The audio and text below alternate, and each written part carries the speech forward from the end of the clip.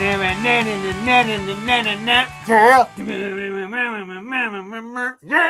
Whoa. What's up, man? Oh, yeah, strong bad. Oh, you're listening. Holy shit, dude. Yeah. Strong Bad. I love those Strong Bad cartoons, man. Yeah. Email. Hope it's from a female. Strong bad. Dear strong bad. What Is was it that? true? What was that channel that they were on? It was homestarrunner.com. Runner. Yep. That shit was dope. Is it still up? I think so. It's been a minute. Yeah, that was some good shit, man. I think I'm gonna have to I think I'm gonna use him for one of our clips. Dude, I have a Homestar, or I have Strong Bad Sings. I have the CD. I have to find it, but I have it. It's got all of the songs from Homestar Runner, and yeah. I will say this: for me, to any CDs or any physical medias that I buy, besides certain bands, are going to strictly be 80s hair metal from here on out. I got to finish my collection. Nice. Because I got so much obscure hair metal bands that I guarantee if I listed them to you, you'd be like, what is that? You know? Yeah. But I follow a lot of hair metal sites over the years and collection pages, and there's this dude that has so much shit. I'm like, dude, I forgot about that band, or I never heard of that band. Yeah. What is that person? Charles Irwin? No. I swear, man, we would go over to his house and he would just have like stacks of tapes. Like some of them hadn't even been opened yet, but he just had cassette, like just graveyard. Like, Jesus Christ, man, where do you get all this shit? Oh, I don't know, man. I don't know. Yeah. He had his hair, you know. There's a band that's coming to town in Clarksville. They're called Spiderfly, man. I'm looking forward to seeing them. Kind of sounds like it'd be like maybe a Lowboy thing or something. Yeah. But I don't know. We'll see. By the time this episode airs, it was Lowboy. But anywho, gotcha. Lowboy. Yeah, man. Yeah, I was taking a shit the other day and I saw a paper towel roll. I was like, oh, fuck, I'm saving this. You're out. Yeah, who would have thought, man, that fucking song was all done by himself, and he played every instrument, and he didn't have any effects pedal or anything on his vocals, so he just used a freaking toilet paper roll. It was a demo track that went number one. Yeah. They're like, no, we're not recording that, and then what was it? Billy Corgan tried to sue him for it, and then and he's like, "Nah, bitch, check this out. Look, I got receipts." I think that's why Billy Corgan ended up shaving his head. Yeah, because he's been depressed ever since. Actually, well, I was reading something the other day. I saw an interview with him. Hold on a second. Okay, so yeah, I guess he shaved his head. Look, I can't remember the exact story, but basically for Melancholy, he just revamped himself, and I guess the whole band really revamped himself. But I think that the bald head look fits him, you know. Oh yeah. You knew why he always wore long sleeves, right? No. He has the skin, all the red splotches on your arms. That's why he always wore them. And about a year or two ago, he finally posted a photo. I could be wrong, so you know, don't misquote me, people. But he basically said, you know, I need to show people it's okay to accept who you are. And he wore a short sleeve, and you saw all the marks on his arms and stuff, like big old, like they look like birthmarks, basically. But I don't know. Okay. But it's obviously a skin thing, you know. But yeah, that's why you've always seen him wear long sleeves. And his dad was like a big dude in the 70s and 80s. So. Interesting. His dad is on a door, I think, on one of those songs. One of the songs on a door, his dad plays guitar on. Yeah. That's cool. Yeah, that's cool. No, I'm picking you. So, how was the snow? It's melting. Yeah, we got some rain today, and I'd rather have snow. But yeah, it's starting to warm up, and yeah, it's starting to melt. But we're probably going to get pounded with another snowstorm. So I'm not breaking out the shorts yet, but there are You know, there are cats out here in Buffalo walking around with the shorts and the hooded sweatshirt. So, but Well, they've been here longer than I have. So, that's a cool look though. yeah. Tomorrow's gonna be 72 here, but Jesus. it's been really gloomy. Well, you know how the South is. The South. Oh yeah. It's in a storm and it's in a we're gonna get tornadoes and shit like we do every year. Yeah. Knock on But wood, hey, safe. before we go any further, to all of those that are still listening and you haven't left us yet, make sure you like, subscribe, and share the episodes that you listen to. And we have a back catalog. So make sure you check all of those episodes out and you share them with your friends and give us a review, leave a comment, and a question you might want us to ask a future guest, go ahead and throw that on there too. So yeah. And I asked one of our fellow old guests to ask a question. He has not replied to me yet, but the one he is dead to me. So Ryan Rado is not dead to you. Oh, okay, yeah. No. He messaged me today. He's like, "How old are you?" And I was like, 50. And I was like, well, "How old are you? Like 46 or 42?" He's like, 48, motherfucker. And I was like, I was nice. I'm really looking forward to seeing Coulson play again. I haven't seen Coulson play since like 2003. And I'm glad that they're doing a reunion show this year with Celebrity. I need to try to get to that show. It's at the end, so it's going to sell the fuck out quick. Oh, yeah. And to all the Nashville people out there, go to that show. All proceeds go to the end, which, I don't live in Nashville anymore, but I would like to know that the end is still in Nashville on a regular basis. And I don't have to, make a trip back to Nashville and see, the ghost of the end because it's gone because people stopped going to shows there. So please make sure you check out that Celebrity reunion show. It's going to be rad. The Fine Brothers are great dudes. And you should, everyone should check that show out for sure. And yes, to confirm, because everybody made me sound like I was silly, Celebrity was on the Swim Fan soundtrack because that's the reason why I saw the movie. Okay. I never saw the movie. I did not know that. So it's actually that's right. Yeah. No, because Jonesy was like, I think there's more than one celebrity. I'm like, no, pretty sure it's there. Shout out to Stuck Lucky. Yeah. Shout out to Stuck Lucky and bands that band members that don't wear their own band's merch, which I've always worn my band's merch because my bands have always been awesome and the t-shirts have been awesome. So I'm going to wear my band's merch. I don't give a fuck. Guys from Iron Maiden wear their own shirts on stage.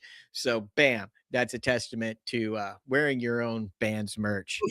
And Robert from Metallica wears Metallica something shirt, either it's a jersey or a shirt every show.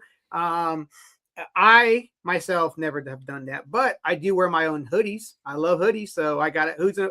I got 3 taken under hoodies. Why wouldn't you? Because, and you know what about those hoodies? They're the only ones that exist because we never made hoodies. Yeah. That's the same thing with the LTD hoodies. Yeah. Oh, I saw you at some show, and I'm sure it was probably like, did you go? No, you didn't go to that show. It might have been. It was probably Dropkick Murphys. I'm thinking at the marathon, and you had that fucking LTD varsity jacket.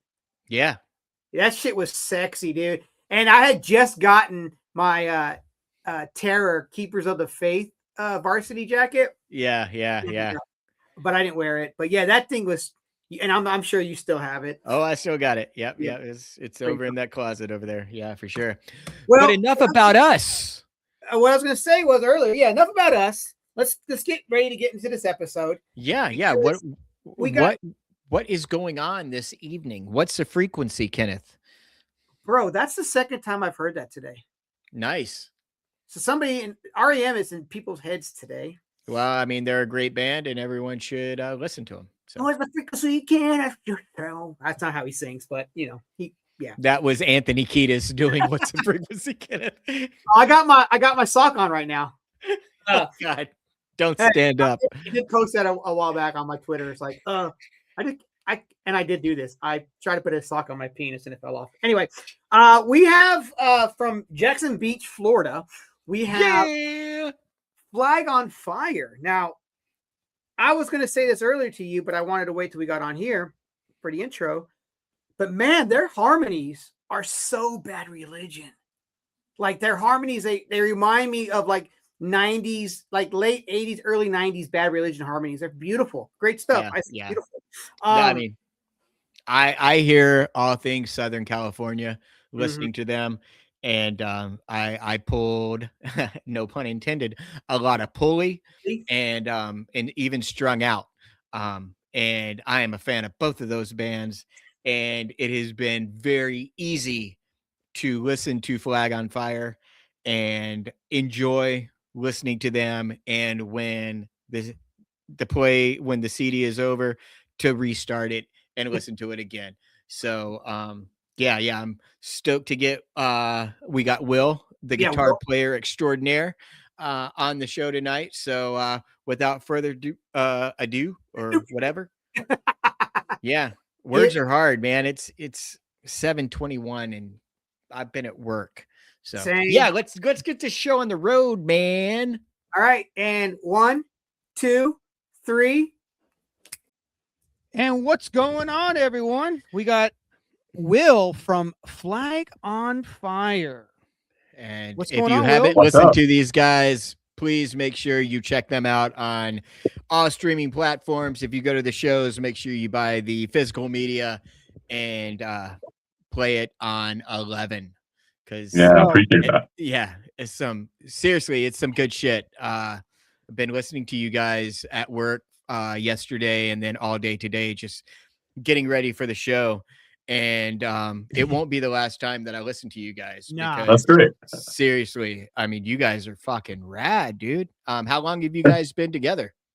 So we've been a band since 2016. I wasn't in the band originally. I toured in another band called Whole Wheat Bread, and we, Flag would open for us, and so we got back from touring with Whole Wheat, and we kind of decided we weren't sure if we were gonna like end the band or what, but we ultimately ended up not going back on the road and played a few shows after. But so it was cool because the guys were like, "Man, we always wanted you in the band. We just knew you didn't have the time." And then all of a sudden, had the time. So so I joined in I did a tour with them in 2017 at the end, and then officially joined the band in 2018.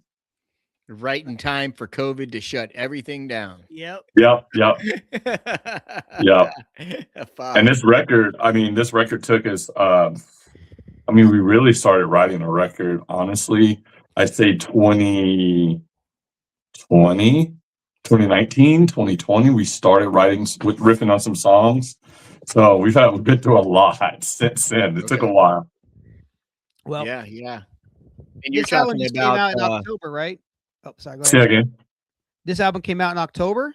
It came out actually in December. December 19th, I believe, of 25. Yeah, that's what I'm saying. Yeah.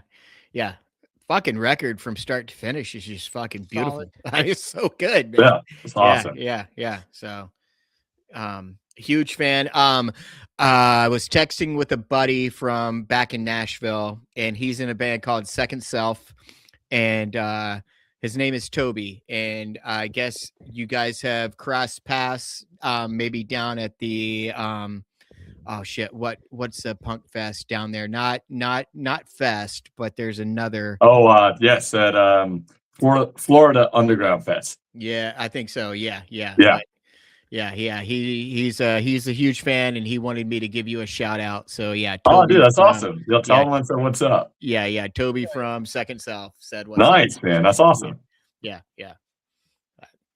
Well, you can't forget his other band. Oh yeah. Well, Marin's. Yeah. Okay. Awesome. Yeah. But yeah, man, I was looking over your merch today, and I was like, man, all your merch designs are fucking fire, bro. Like, of course, you got the Fat Records rip, and that's always a classic. You can't go bad. You can't go wrong with the Fat Records rip. And then of course I see the Jacksonville one, and I'm like, I'm always a sucker for bands that rep their city like that and their sports teams, to me, it's the sickest. In the early 2000s, there was because I was born in the Bay Area. Okay. I love seeing like all the hardcore bands using the SF logo, like the Giants logo. And it's just like to me, it's just the coolest thing. So I'm like, I need to get that band shirt because it has the Niners logo or the Giants logo, or just because I think it's cool, man. I think, the best one I see bands do, even if they're not from the city, is the Raiders logo. Cause that logo is, it's one of the hardest logos. It is so hard. Yeah. 100%. Yeah.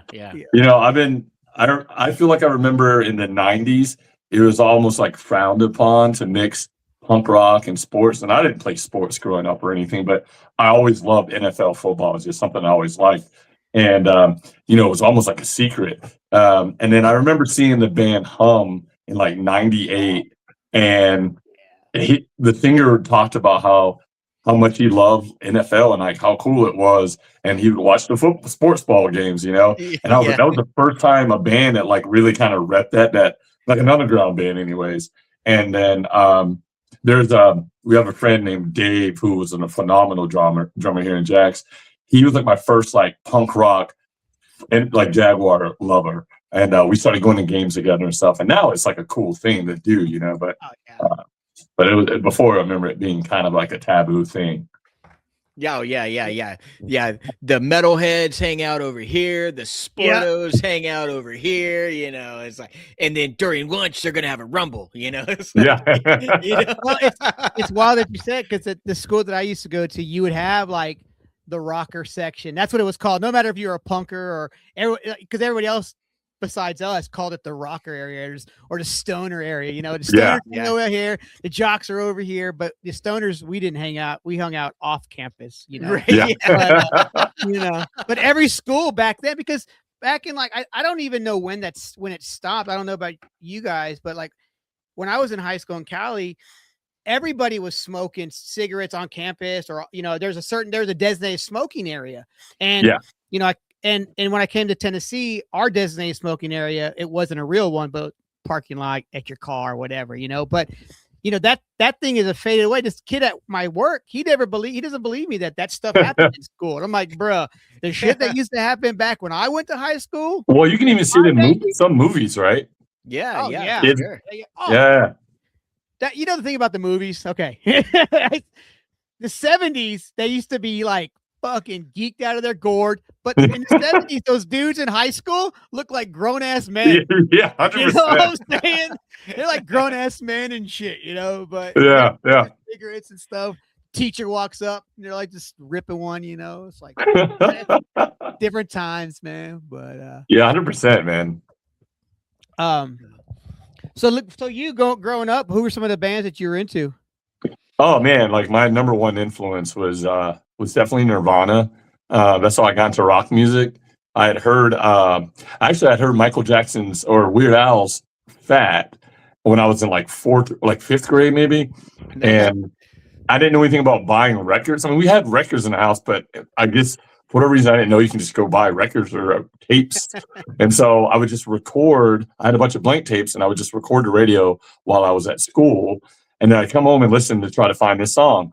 And so I started hearing all these bands like Toad the Wet Sprocket, and it was like a mix of pop music, and they play like John Cicada and like all these things. So then I heard Smells Like Teen Spirit, and it was just like, whoa. And then it just like that changed like my entire life, and then became like super obsessed with Nirvana. And then I still am. I'm in a Nirvana tribute band now. Oh, really? It is so much fun. Like I tell people, like, if you kind of like Nirvana a little bit, go see Heart Shaped Box, because it's cool. Because Adam, who is our Kurt, he was in Puddle of Mud, but he also is like, he's left-handed, and it just sometimes it's a little eerie because you look over and like, oh, this looks like I'm playing with Nirvana for a second, But yeah, that was my big influence. And then I got to what really kind of, I went to see Green Day when I was in like 7th grade. That was my first show. And then my first underground show was probably 9th grade. And that was like at the Milk Bar, which is like the legendary venue here in Jacksonville. Underground, every band, every punk, rock band came there that was like on like the incline, you know. So I mean, I saw bands from Assorted Jelly Beans, Guttermouth, Hum, like all these bands. So that kind of started the whole thing. And then I think I want to say 8th grade actually, one of my buddies gave me Unknown Roads. And then like I heard, like, even though I listened to Green Day, I still didn't really know what punk was until I listened, because it was like I listened to Dookie then. And then I heard Unknown Roads and those riffs and that beat. I was like, oh, it's that thing. Like I've heard this thing before. And I was like, I kept telling my friends like, oh, it's like this music, this thing. And they're like, what are you talking about? You know, this thing. And so yeah, anyways, that was it, man. And that's how I got into punk rock. But I was like in that weird vibe where like half of my friends were really into indie and grunge. So I was doing that, but then I was getting into the punk thing. And then by like I say my sophomore year, it was just like all punk shows all the time. There was like in Jacksonville, like I don't know if Jacksonville gets the credit of how great of a punk scene it was in like the late 90s, early 2000s, because you could go to a good like 2 underground shows and like a big name punk band, like maybe 4 days a week. Damn. It was awesome. And I was just always at shows. I mean, I was in my like hardcore punk phase, wearing green suspenders, going to IHOP and not having any money, waiting for people to get up and leave and eating, you know, one of those like pancake cookie things and just things I find wretched at this point. Now, look, it's in me. If I had to revert back to it, I can do it. But now I'm just no, man. All right, let me ask you this question then. You know, what color docks did you have? Oh, black for sure. Okay. Now, I still have my OG pair of docks. They're 33 years old now, 34 years old now. Wow. They were the 10 eyes, right? And okay. I just wanted to get them. So I got them knowing that my pants are going to go over them anyway, you know? But I'm like, man, those took forever to fucking lace up and take off every fucking day. It's like, God, you had the Dante ones, man. You had the man. Yeah. And then I got a pair of blue ones, and my blue ones became my favorite ones because they were only like the 8 eyes, so they were easy to fucking take off, you know? Yeah. I only owned one pair of docks my whole life, and then once I ditched the suspenders after high school, I never went back. Yeah, for sure. Yeah. Did you have a shaved head? No, never. Always had hair. Always had dreadlocks. Pretty much forever. I just cut them a couple days ago. Actually, they were like down the middle of my back again, but it's too much to deal with. Gotcha. Yeah. I had the shit. It was around fucking Boss Stone's album that had fucking Impression That I Get.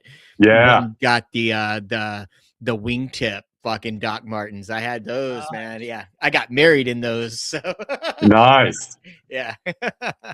Man, the Boss Stones, I remember being outside of the Milk Bar and oh God, I can't even think of his name. Dickie. Oh my God. I can't, we were outside of the venue, and I remember I was probably 15, and we're hanging out, and they have I don't know if you remember, but they used to have their trailer, which was like full of suits. Yeah, just all the suits. Yeah.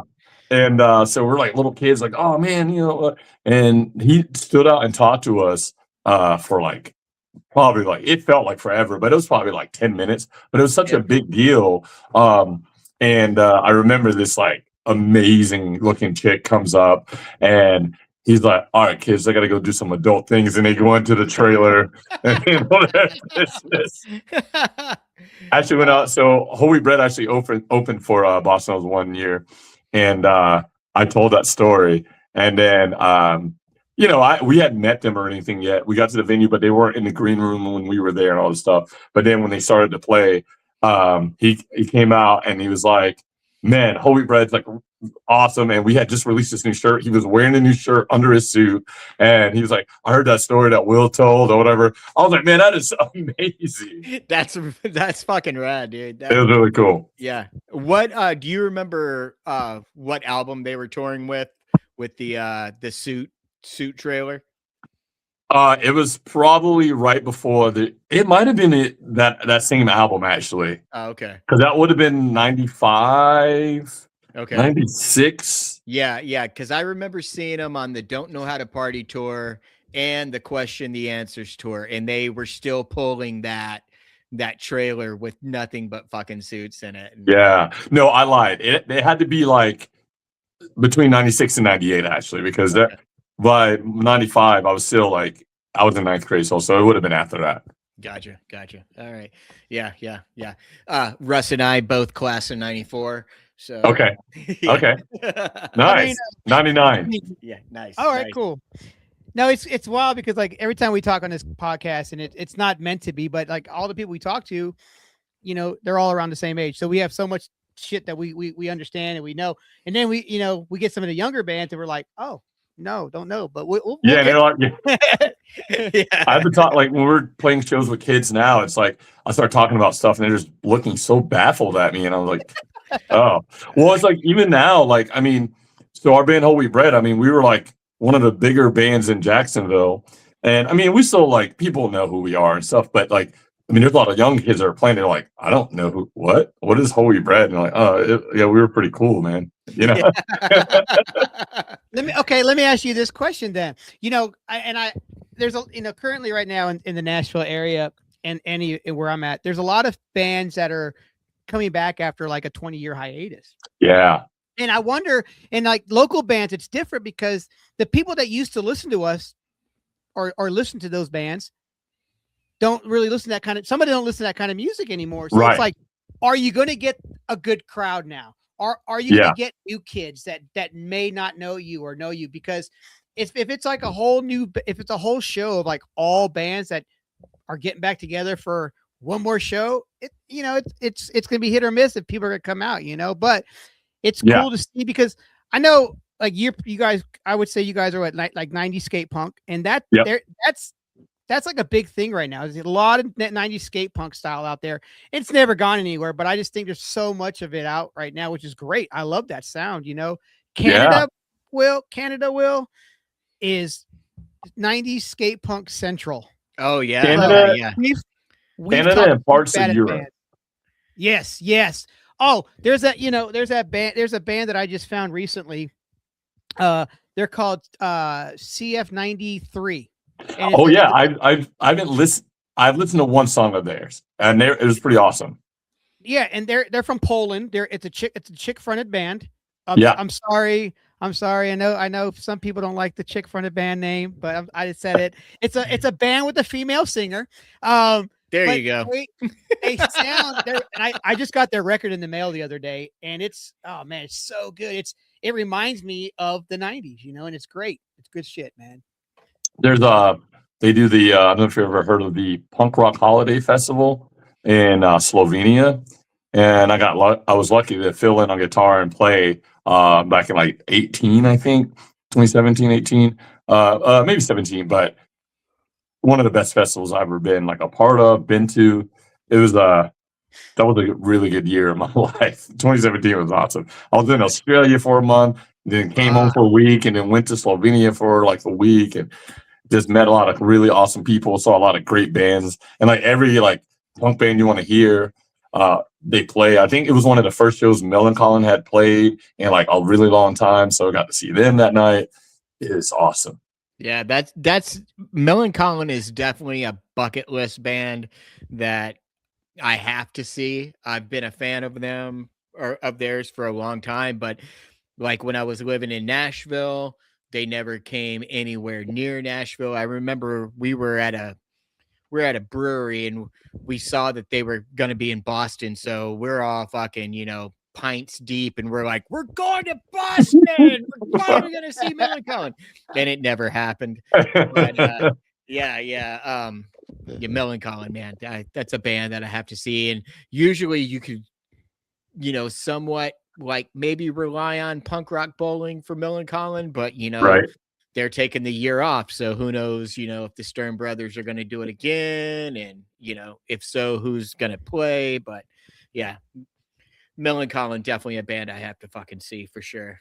I would say that I've probably seen them 4 times in my life, I guess. Oh, yeah.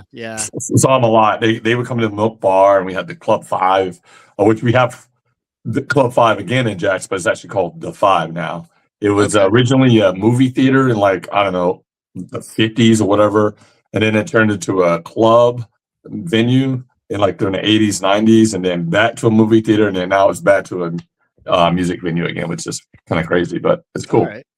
Yeah, well, I mean, Jacksonville, that's is that Florida State, right? It's college town, so you guys got Florida State there, right? No, so Florida State is in Tallahassee. Tallahassee. Yeah, Okay. so they're about 3 hours from us. Gotcha. We have UNF here, which is not like a huge college, but I mean it's a pretty reputable college. But we do have UNF here, so. Okay. All right. Gotcha. Before I forget, you mentioned in a venue that used to be an old theater in Nashville. We had an old Carmike movie theater that turned into a rock club, hip hop club, karaoke bar, dance club, and it was called the Outer Limits. Yes. And did all those things happen simultaneously? It's a movie theater, so they every theater was a different fucking place. Yeah, and then the concession stand was a fucking like a burger bar. It was fucking dope. There's a lot of wild stories that had happened there when we played back in the days, and some bands that played there that went on to do things, and some bands that went on to do things. Like, you ever heard of the band? They were on Epitaph Records. Eric knows the band. They were called Scattered the Ashes. Sounds familiar. Before they got signed to Epitaph, they're like a noisecore grind like kind of band. It was just fucking chaotic. Well, they wouldn't let them play, so they set their drums and shit up under the stage where the dressing room was, and set their shit up and started playing. And everybody went into the fucking dressing room. It was like playing in a bathroom. It was just fucking. It was fucking epic as fuck, dude. And then bands like Straight Line Stitch, who was from the area, they played there, and then they blew up and went on to tour the fucking world. And the singer I wish she was still singing because she has the beautiful voice. She was she came from the church choir era. Oh wow, okay. Yeah. The gospel voice she had, it was beautiful. But then she had a growl and a scream from hell. Very timid, she was very shy. Like the band she was in before that, their first show, she was very nervous, and she was really scared to get on stage. But it's like most of us, you're nervous to play, but as soon as you step on that stage, you're a whole different person. When 100%. Yeah. I was my first show was like that. I was scared. I was nervous, but as soon as I hit that, boom, I was like, shit, I love this. I think my first show when I was probably 15, so maybe 16, but it was horrible, and I felt like I was going to vomit the entire time, and I was probably pretty atrocious too. So, but I was like in our band was called Sphinx, and we were straight like Nirvana, like inspired band, and just we would like jump around and like jump into the drum sets and just break stuff. It was fun, make a lot of noise. Nice. I was actually talking to Adam last night at we had hard shape box practice, and we were talking about remember the days we would like jump in the drums. He's like, dude, if I do that, I'm gonna have to take 2 weeks off. I'm gonna have to recover. Like, 100%. Yeah. I haven't been on stage shit since Fest 19. So yeah, I'm gonna have to definitely do some training once I decide to play a live show again, man. Yeah, it's crazy, man. When you're just playing, there's a certain type of like fit that you're in, and then touring. I mean, like, because I used to tour, 10 months out of the year. So it was like you'd be off for like a week or two, and you'd right back at it. And then with Flag, we didn't play for a while. Or even like I had a Holy Bread show, we didn't play for a while, and I went back and I was like, oh my god, I'm like so winded. So But you get used to partying and playing and performing and being on. But it's sleeping in the van, sleeping on top of the van. Sleeping like the same way, like in my bunk, and like I think this is why I have a torn labrum in my shoulder now. Because we had to always sleep on his left arm, and I'm pretty sure I have minor sciatica because of sleeping in the van for as long as I did, dude. Yeah, for sure. There's oh god, I can't remember the venue now, but it was in Chicago. It since has closed, but I remember once that we were playing and I jumped off the stage, expecting like there was like 400 or 500 kids there, somebody to catch me. But as I jumped, a pit started, so everyone started to disperse, and there was these two girls tried to catch me, and man, I just heard them scream ah, and I don't know if they actually tried to catch me or they just moved out of the way, and I landed on my back, thought I broke my back, split my elbow open. They like hoisted me back up on stage. I'm like, okay, I can walk, and I'm just like playing still, and I felt something wet, and then blood just spraying out of my arm, and then I had. It was crazy, but it was so cool because there was a doctor at the show, and he lived around the corner, so he went and got some sutras. No lidocaine, came back, and I just started taking shots of Jack, and he stitched me up right at the merch table. That's some so Dalton shit right there, man. Yeah, yeah. Pain don't hurt. You know, I saw some footage from this year's what was it FYA Fest, and Jamie Josta was like, come up here. And he goes to stage dive, right? And he was like, boom, did not work out the way he expected. He gets up and he's just fuck it. Gets back up and starts going ham. But yeah, I'm like, that happens, man. I've been there. Yeah. I'm like, and what pisses you off, the one that you're gullible for, they're like, come on. You're like, all right, fuck it. And you go, and then it's like, they fucking drop you on purpose. Yeah. They do that Daria where they just like reach out the hand, you know, like at you. Yes. Yeah, right. Hold on one second. Okay. All right, cool. Well, before I forget, I want to ask, what is your favorite Nirvana songs, gentlemen? Ooh. You want to go first? Mine's I'm bad with song titles, but shit, I know like Incesticide is my favorite fucking record of Nirvana's. I really like Lounge Jack just because I feel, I don't know, it just fucking gets me. Such a different song, right? What, Lounge Jack? Like compared to like the rest of the songs, I feel like it had such a different vibe. It totally, and that's why I liked it. And when we would drive around to go to different skate spots, man, and I would always be. Nowadays, it's like the aux chord, but back then that was me. And I'm like, no, we're playing this, and I'd be in the front seat cranking that motherfucker, just going ham on it. That song just does it for me, man. I don't know what it is, but it's cool. And I like Marigolds too. Is cool, obviously. Yeah, technically a Dave Grohl song, but it is a Nirvana song. But go ahead. I would probably say it's between Negative Creep, Dive, and Milk It. Now, do you guys play all those songs? We do. We just started playing Milk It about a month ago, and it's like the first time like hearing it in like a full room. It's crazy how ridiculous that song is. Just how big and it's awesome. What about you, Eric? Sing it if you have to, Eric. Yeah, dude, I can't. God, don't put me on the fucking spot. Tourette's is you remember the lyrics? No. Just let Trap Jaw. Yeah. I mean, yeah.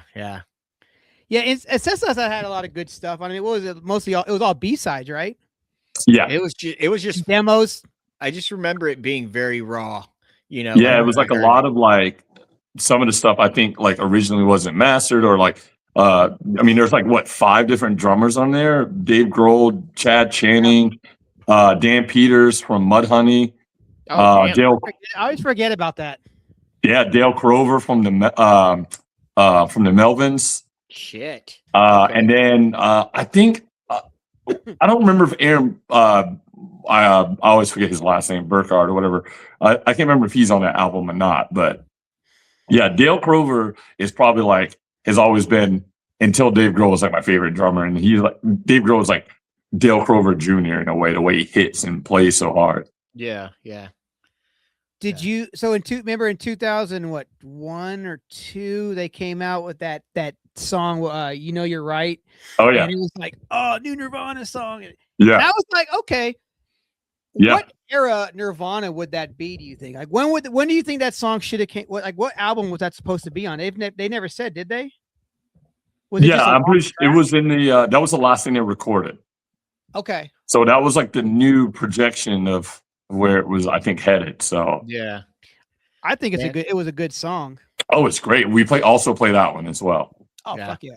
I just remember like there was Lollapalooza. They were supposed to headline. Yeah. And obviously Kurt passed. So we were going to drive down to Atlanta. And a bunch of my friends still went, but I was so bummed that I didn't go. And I wish I would have still went because I would have been able to have seen the Beastie Boys. Yeah. A Tribe Called Quest. Oh my God. The Pumpkins.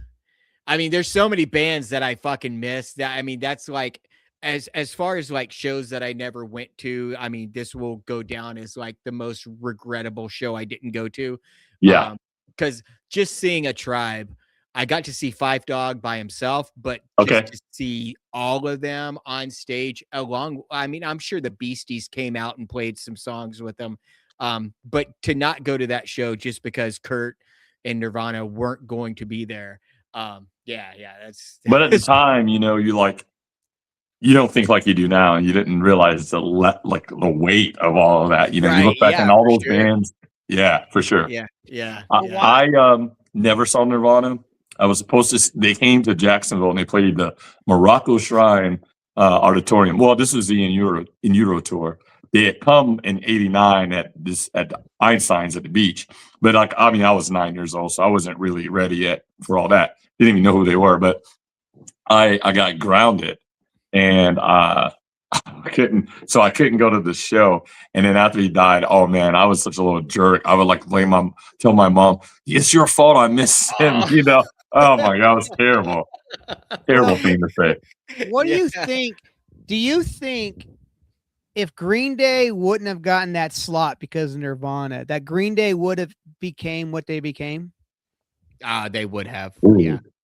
I think the way they just had it, man. Like some bands just have it regardless, and it's only a matter of time. I mean, there can be things that get in the way because I've seen so many great bands that like should be way bigger than they are. But I mean, I think sometimes like bands end up there because they're supposed to be there. They have that, they have the work ethic where they know how to play ball, and I don't mean by like selling out, but like they just know how to do what they need to do. And Green Day seems like they figured that part out. Yeah. I mean, you can't like deny the power of that album. Dookie was, I mean, that's great. Yeah. I mean, they could have done, you know, they probably had to beg to not put another single off of that record, like fucking Bon Jovi had to beg to not put another single off of Slippery When Wet. It's like, God damn, dude, we've been on tour for 2.5 years. Do not release another single off the record. Let us rest and record another record, you know?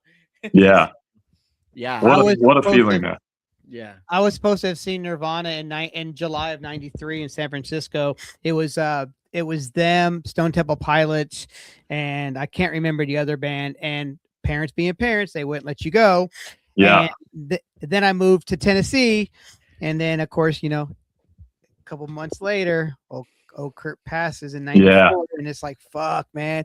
It's like we all had this, you know, we all had these opportunities, and it's like, it's all, you know, it's wild, but it's crazy what an impact that band has had on so many lives and bands, and the way bands do things. Like I know when we did our first like bus tour, this whole we read, but our day sheet was originally designed by Nirvana's tour manager, and for me it was like, oh my God, this is so cool, you know.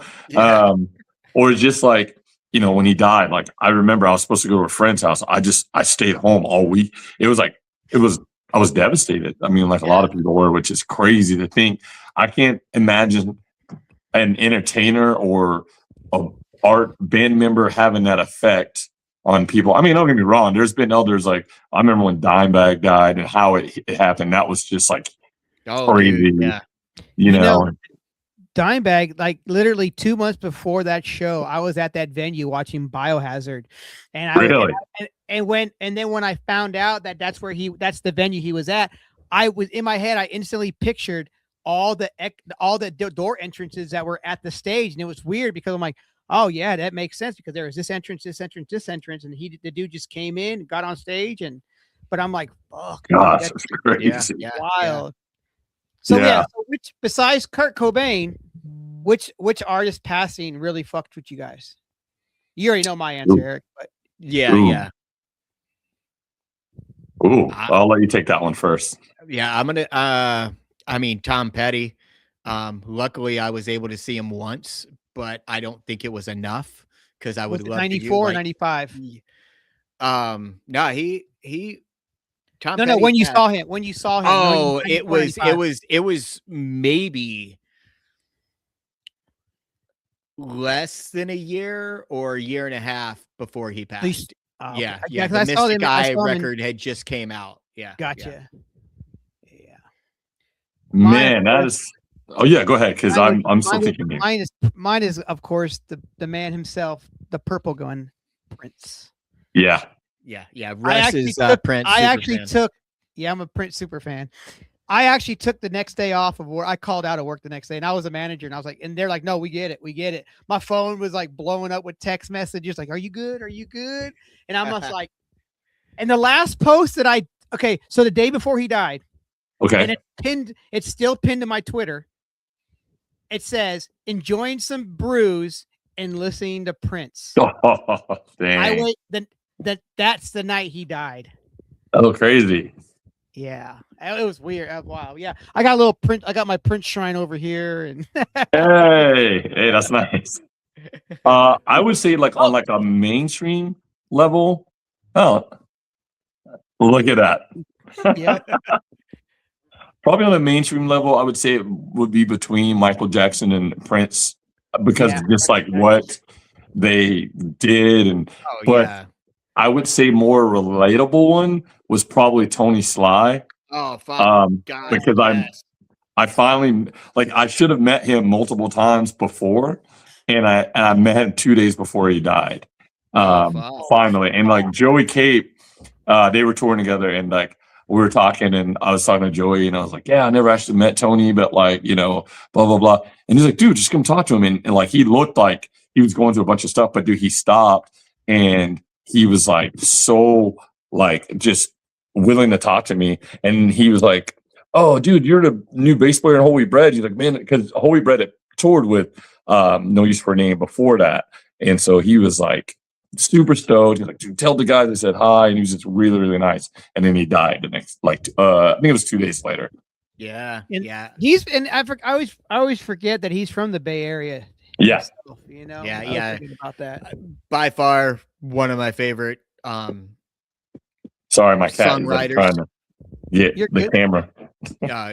But yeah, Tony's lyrics, I mean, by far the best pop punk rock songwriter Of all time. All time. Yeah. I mean, it's like I try to like whenever I write a song, I strive for Tony Sly. It's like those are goals right there. Like for Fiona and like International U Day, I mean all of them, but those particular songs are just yeah. I mean, I will never forget the first time I saw the video for Soulmate. I like recorded it on my VHS, and like the next week I was down in Nashville because I was living in Clarksville at the time where Russ lives, and we'd drive 45 minutes south to Nashville, and there was a Tower Records there, and I got Leche Con Carne, and it was like, yes. And I never looked back, I got it. Awesome. I got it when I got that when it came out at the record bar, at the record shop, the record bar in Governor Square Mall when it came out that day. Yeah. And I was just like, man, I didn't stop playing that record that whole week. It was just such a great record. I was like, oh man, these guys are really influenced by Bad Religion. These guys are awesome. It's like, dude. Cool Leche Con Carne story. So I don't know if you guys noticed, but I happen to be Black, African American, whatever you want to call that stuff. Didn't even notice. I know it's hard to tell, but obviously, like there weren't a lot of Black kids like listening to punk rock, and so when I remember going to shows, and I was the like only one, then there was like two, and then maybe three or whatever. But I had a cousin who was younger than me by like probably 6-7 years or something like that, and maybe a little bit younger, but. He, I'd been in the punk scene for a while, and he knew nothing about anything. And so he came, I picked him up, and we were driving around, and he was like a little brother. And he was like, "What is this?" And I was like, "Oh, here, take this." And I gave him Leche Con Carne. and it changed his whole life. And like he listens to like all kinds of music now. He like has a band that he does sometimes, and like that one album changed his whole life. Yeah, dude, that's what's up, man. That's what's great about music in general, though. I mean, it's just like it doesn't matter what genre. Russ always says it. It doesn't matter what genre it is. It's still it's good music, you know. Yeah, unifying. And, yeah. Oh, and no matter, it doesn't matter what genre it is. It could be totally horrible. Right. Yeah. Hey, you know, you were when you were talking earlier, and you're naming all these bands that you listened to, and earlier on, or just the songs. I'm like, dude, I like all that shit. I got to see Toad the Red Sprocket, and I saw the Jim Blossoms. I saw 10,000 Maniacs. Yeah, I've seen all these different bands. And it's cool though because then when I started getting older, I got like, what's that word? I was kind of snobby though, you know what I'm saying? But then I'm like, why am I this way? Then I went back to my roots where everything I listen to what the fuck I listen to. You either like me or you don't, It's like music's music. But I want to ask you, growing up, as a black man and listening to that kind of music, did you get fucked with? Oh, 100%. Yeah. Oh man, like I mean, in middle school, I remember I got jumped a lot. One time I got chased when I got off the bus, and before we got off, the guy said, "Oh, we're gonna fuck you up, man." And I was like, "Why?" He's like, "Because you have a chain wallet on." And I was like, "Okay." And he's like, "Yeah, that represents white supremacy." And I was like, "No, it doesn't. It's like I skateboard. It's like I want to keep my wallet." And he's so just like that. But then I found my like skater crew, and a lot of kids had my back, and like had a little group of friends and stuff that would always look out for me. So it was fine. And then once I got to high school, I went to art school, so things were more accepted. So it wasn't really that big of a deal per se. Of course, like art school has all the weirdos, right? yeah. I mean, it was awesome. We didn't have any sports or anything. One of us. There you go. Well, the same thing happened to me though, because like when I was going to school in California, I didn't go to this school for too long. We're both from military background families. Both of our parents were in the military. Okay. So, when I left to go to Germany when I was in 6th grade, and the friends that I had in 6th grade, we were all tight, right? Well, then I move away, and I come back to that same base in 10th grade. So I go to a school, and it's like 90% blacks. It's 90%, and then the rest is everybody else. So of course, anyone that looked like me at the time, because when I came back, I had long ass hair, flannel, black on black, Doc Martens, right? Yeah. Well, this radio station that I ended up working for later down the road, they used to have this thing at the different high schools. They would have they would come to your school at lunch and play rock music or heavy metal, whatever. Oh wow. And they would do it. And of course, you see all the brothers and gangbangers and shit. They're like, "Oh, fuck this shit, blah blah blah." Yeah. Well, after it was over, they all followed us to the stoner area, and I feel this tap on my shoulder, and I turn around, and this dude just knocks me the fuck out. Oh wow. Because we were rocker dudes, what I'm saying? It's just like, come on, man. And then my mom was like, "Yeah, moving schools," and I was like, "Yeah, okay, me run from my problem." Well, then, man, all that stuff. I mean, all that stuff is just based off fear and lack of education. I mean, the world still works that way, even when you get older, which is crazy. Yeah. Which is pretty crazy. Because every music you listen for liking Dead Milkmen by all the, like I had like my brother put the Smiling Cow on the back of my jean jacket in the 6th grade, and everybody else had like Megadeth and Metallica back patches, and I was the skater. Get the skater. Yeah, right. Stupid dead cow. I'm like, no. I still listen to. I still watch Headbangers Ball. Come on. Yeah, God, We're God, still friends. I miss the glory days of MTV, man. Yeah. So many good bands and videos, and 120 minutes, Headbangers Ball. Yeah. Yeah. It was even cool still, like even till last year when you can get fucking 24/7 ridiculousness, and then Rob Dyrdek just went in there and robbed MTV. Dude. But now, what's on MTV now? Just still reality shows, you know? Well, Like, didn't it go off the air? Yeah, it's done. in the UK, it went off the air. In the UK, Oh, in America, see, that's when everybody was like, "Oh, MTV's gone, MTV's gone." But it's part of Paramount. So if you go to Paramount, there's MTV, so you can still see the reality shows that are out there. Like Jersey Shore's still on there, the new one, you know. But yes, you don't have videos, and that's what MTV. That stopped in 2005. Yeah. I know. And then what was it? Television. Fuse, was it Fuse that came along, and then they were carrying the torch for a while? Yeah, and then they turned into MTV. You know. Yeah. But then and Canada had Much Music, which was that was great, man. I loved Much Music. Yeah. But do you remember when VH1 started becoming like MTV, playing those kind of bands and stuff? And the best thing from VH1, two things: storytellers and fucking pop-up video. Oh, no, they did start pop-up video, and they had wasn't it was it Bands on the Run or something like that? Oh, I don't know. Was that one of their shows? It probably I feel like maybe a band called Autopilot Off. They used to be Cooter prior to that. I think they were on that show, if I'm not mistaken. Okay. Listen, it's been a lot of band. Do you guys remember that show that it wasn't Making the Band? It was before that. It was where they had it was like this band called Strangers with Candy won the contest. They ended up changing their name to Lifer, but they kind of sound like Linkin Park and shit. And they had a good run for a little bit, and then they fizzled away.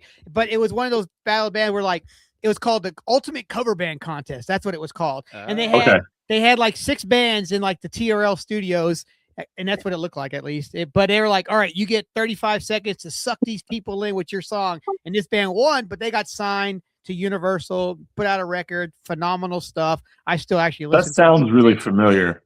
Yeah. If I showed you probably a logo, you would know. There's a band that I was a fan of, or I'm still a fan of, a band called River City High. From Richmond, Virginia. Yeah. Okay. And they did that whole, I think it was like a Blink 182 open up for Blink 182 contest or something like that. But yeah, check out River City High, Russ. If you have I'm familiar with them. Yeah.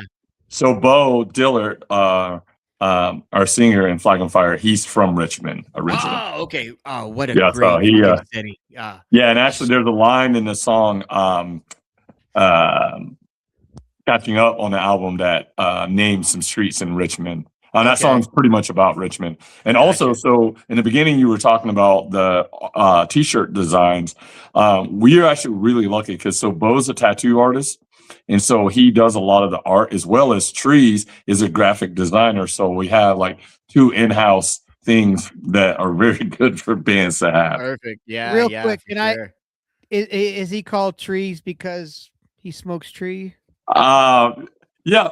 So yeah, he's just been Trees. So Trees is like, I met Trees for the first time I ever went to California in 2000. And I went out because Ben Harper from Yellow Card was like, dude, you got to come out here. They had relocated out there at that point. They were about to sign the Capitol, and like, they were like, it's so cool, man. I'm like, I don't want to go to California. I'm not one of those people.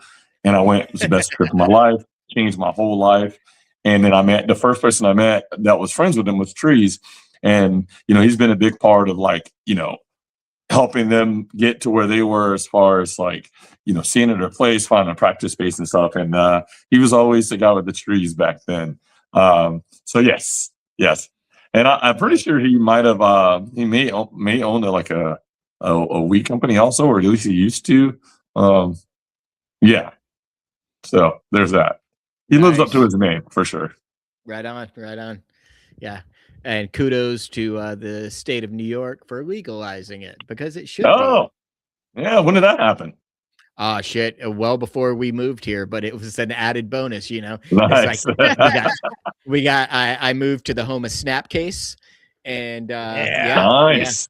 And I got to see him less than a year of me living in Buffalo. I was like, when my wife was like, hey, we're moving to Buffalo, I'm like, ooh, Snapcases from Buffalo. Maybe they'll play a reunion show. And they did. And it was amazing. Nice. And yeah, Is the Anchor Cafe still in Buffalo? I believe so. With this place?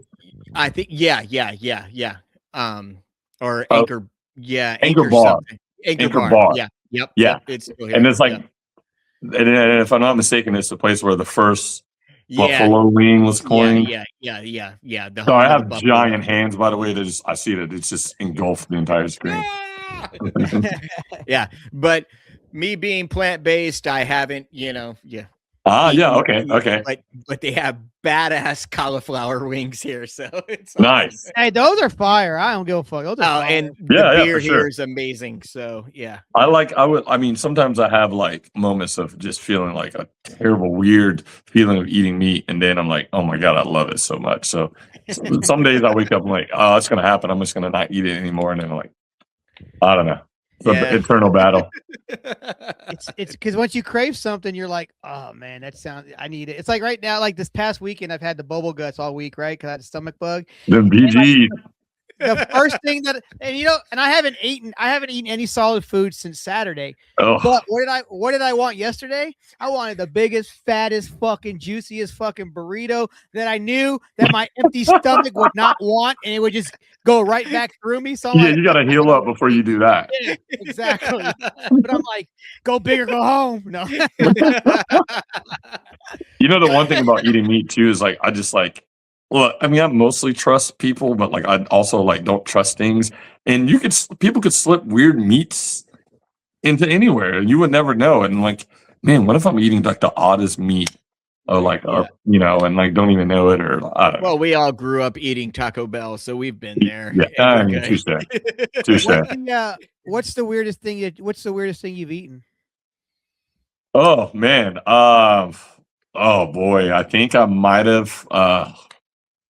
Maybe I might have to come back to that because I know I've eaten some weird things, a lot of weird things. My stepdad bought these like little beef jerky sticks. He would buy them for me and put them in my fucking, like, this was like a couple years ago. He put them in my stocking and shit. And I went down there. I'm like, oh, what's this? And it's like all these different like animal beef jerkies. Yeah. One was like what was one of them? Like reindeer. One was ostrich.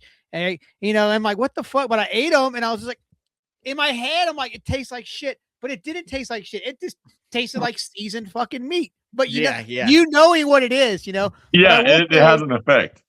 I ate jerky kangaroo.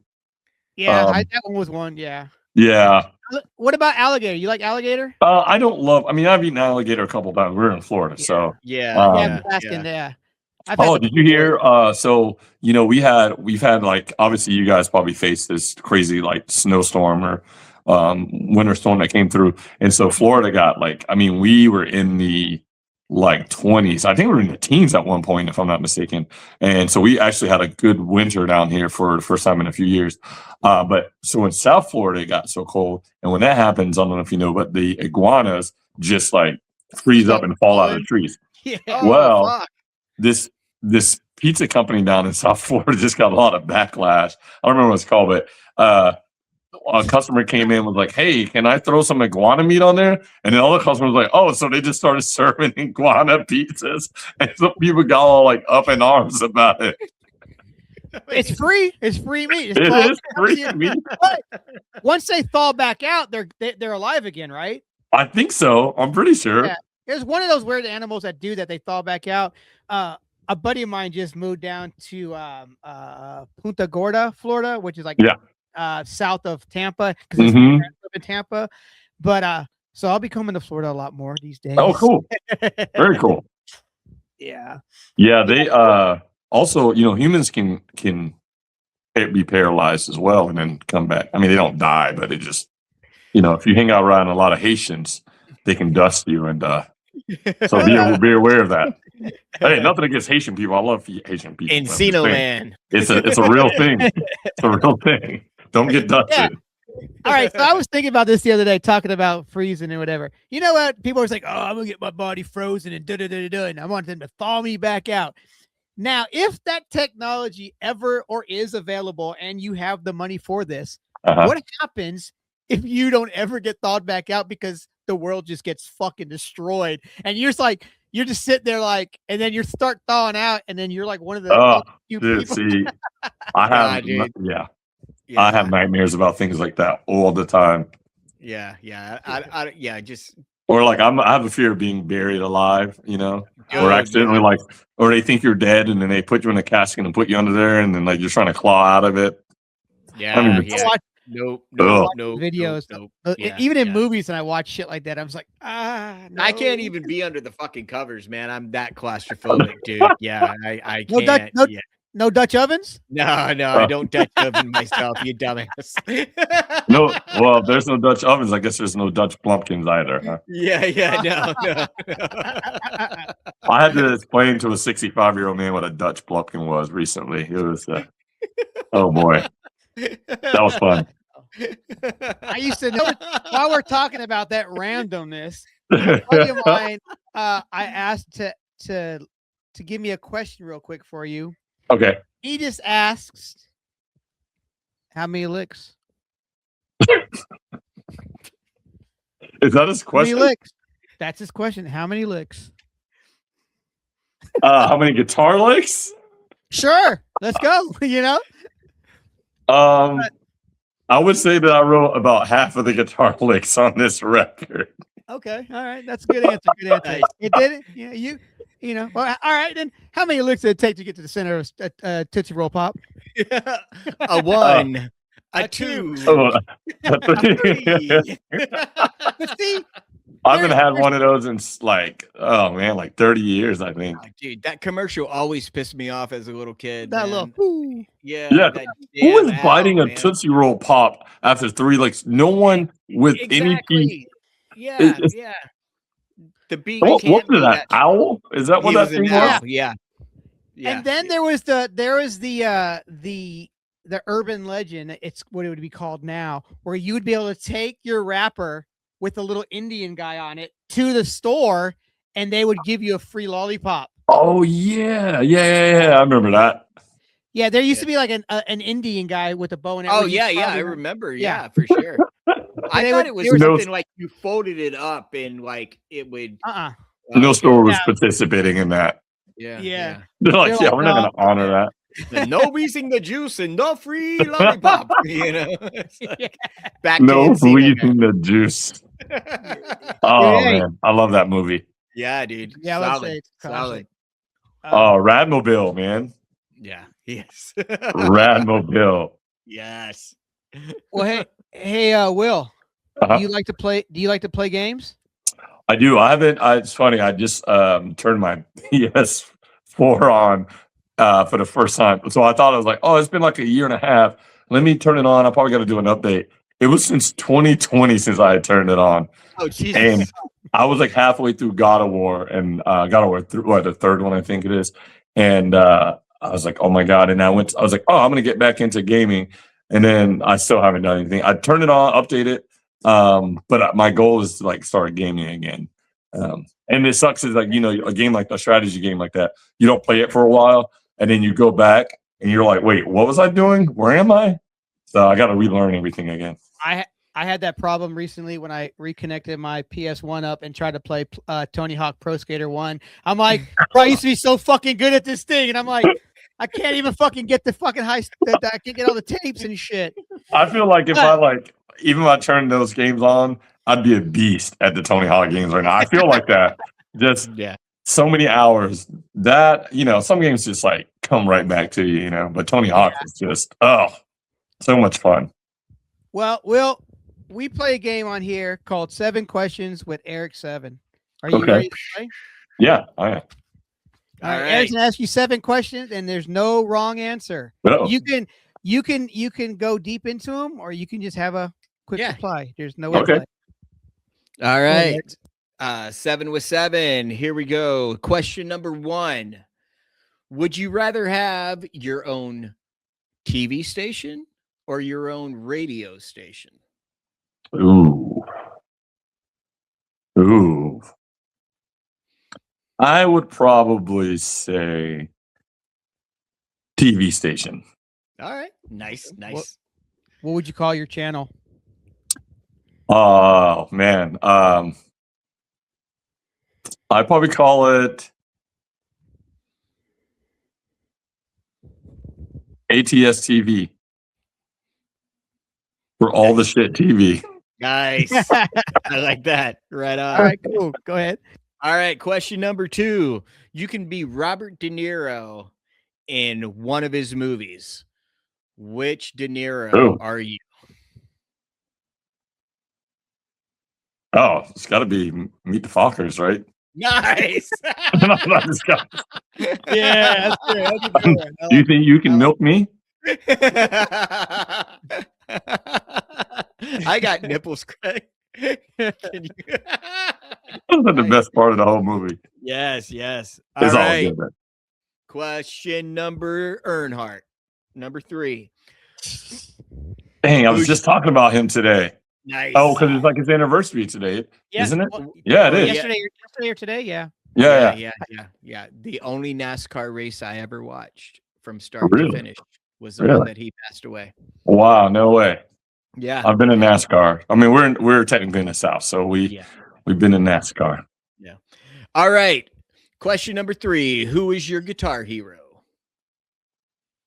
Ooh, oh man, probably like the biggest influence on me. I'm gonna go with Tom Petty. Do you know who he is? Name sounds familiar, but he's a guitar player for Bigwig.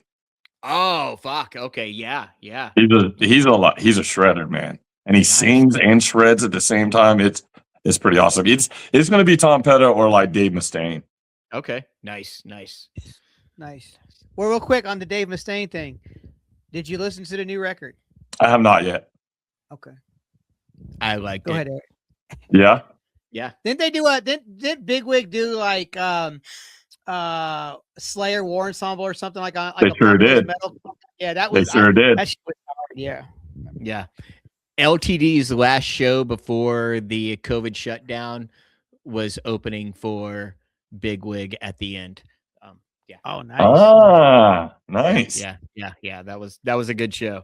All right. Question number 4. Who from the TV show The Office did you relate more with? Probably Jim. Nice. Yeah, probably Jim Halper for sure. Awesome. Yeah. I dig that. All right. Yeah. God, that show. Yeah. Fuck yeah. I'm trying to think who I would. I'm a mixture between fucking, I think, Michael Scott and Dwight. Nice.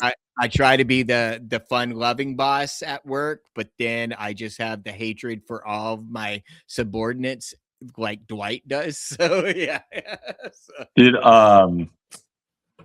Oh God, I had a question for God, I was about to ask you. Totally just lost it. Oh, do you listen to Radio Rental? No. You know what that is?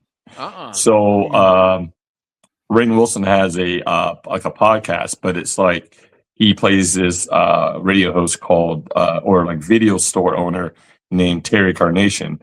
And like it's all audio, but people walk in and like we're the listener, we walk in and he's got like a cat named Malachi, all this stuff. And then real people send in stories about just crazy, weird stories that have happened to them. Stuff like this one story was basically like these people went out on a date and then they went back to a house and then this girl was basically like about to be kidnapped. So she like jumped out of a window, things like that.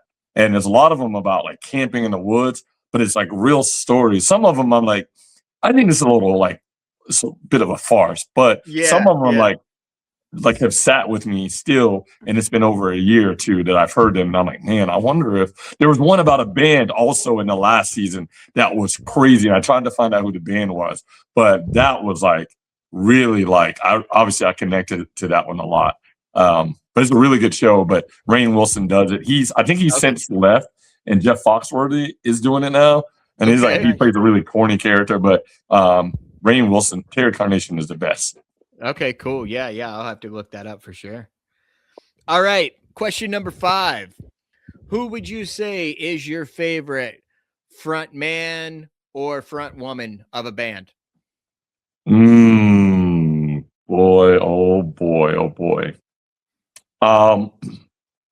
It would be between there's a hip hop artist named Merce. Yeah. And so we had a side project with him. But as far as like a performer, he just goes hard all the time. And where it's like some rap, I mean, he's hip hop, but like there's some rap hip hop artists that just like I feel like they cheat the system and put on like the worst possible show you can ever see and like lip sync for like 20, maybe 20 minutes. He is just all in, jumping across the stage, putting on a great show. So for someone that's not like a big main star, like I would say Merce, because he's the man in that sense. And then I'll stick with Merce. Nice. Is Merce still on Strange Music? Yeah, I believe so. Yeah. That dude fucking that label, man, it started from the ground and look where it's at now. Yeah, for sure, man. Tech Nine has.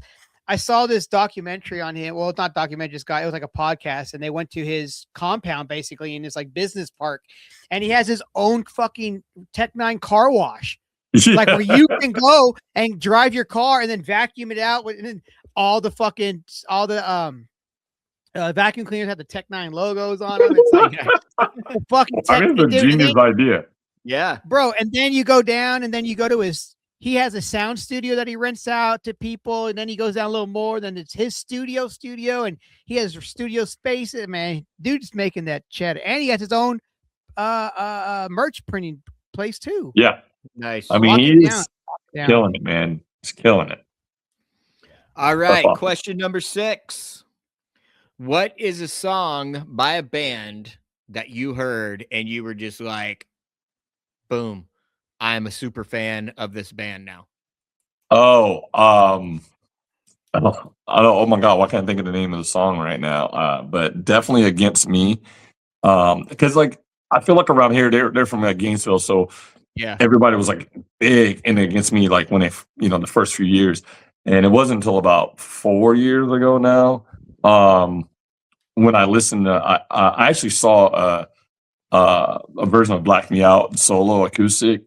And then I just like really like listened to it, and I was like, "Dude, this band is amazing." And so now I've been like all about some Against Me these days. I'm always like that with bands. I'm always like I'm never getting to most bands like when it's time. It's always like later down the road when everybody else is like, "Oh, they're good. You didn't know that?" I'm like, "Oh, I didn't know." Yeah, for sure. Better late to the party than not go to the party at all, man. Yeah, for sure. I did that with that band Idols that's out now from the UK. I did it with that band. They've been out for I think almost a little over 10 years, maybe 10 years, and I didn't give them a shot. And then I listened to it, and I'm like, "Fuck, this band is great!" Yeah. And Russ knows my answer. Mexican Oasis, the Deftones. I was the same. Nice. Yeah, I mean, it's just like listening, like seeing their videos and everything, like, oh yeah, these guys are fucking cool, but it's just not my shtick. I wasn't into that like new metal stuff at the time when they were on their fucking peak. But now I'm all Deftones, amazing. Oh yeah, it's kind of weird because Deftones like they like they still like fit in like a weird genre, I think, because they are like new metal, but like not at the same time. People who aren't really into it still like them, and bands, they kind of like Deftones and Tool, and those two bands, like more than just one genre of people or style people listen to them. Like they just have a bigger because they suck people in with so much of their music. Nine Inch Nails is the same way too. Yeah, like 100%. It's just like people that like the musicianship of their players. I mean, you could have like some dude at an accounting firm is the hugest fucking Tool fan because he's just like, oh all the numbers I can crunch to all these. It's like I think I like that they were talking about I cannot think of the dude's name, but the guy that is like the free climber. He did that special on Netflix like a couple weeks ago. Yeah, that was intense. Yeah, and he said he was listening to Tool the whole time. Oh shit, nice. Yeah. Maynard replied about that today. I haven't read. Oh, did he really? Yeah, he replied fine. because right now they're talking to Tool because they're the whole residency in 2027 at Yeah, the I saw Sphere, that. which would be pretty fucking sick for that band because of the psychedelics you'd see on that screen. 100%. Yeah, man. Now you got to get this guy just to come climb while they're playing. Yeah. Oh, that'd be fucking sick. All right. The final question. Uh-oh. Question number 7. Who would you rather hang with? Uh-oh. Wayne and Garth or Bill and Ted? Oh, man. Dang. My initial reaction was going to be like Wayne and Garth because of the music, but then you got Bill and Ted.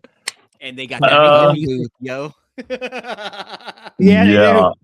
Probably Wayne and Garth because music is like a little bit more realistic. And what's funny is so when I saw that movie, I forget what year it came out, but I didn't know what Stairway to Heaven was.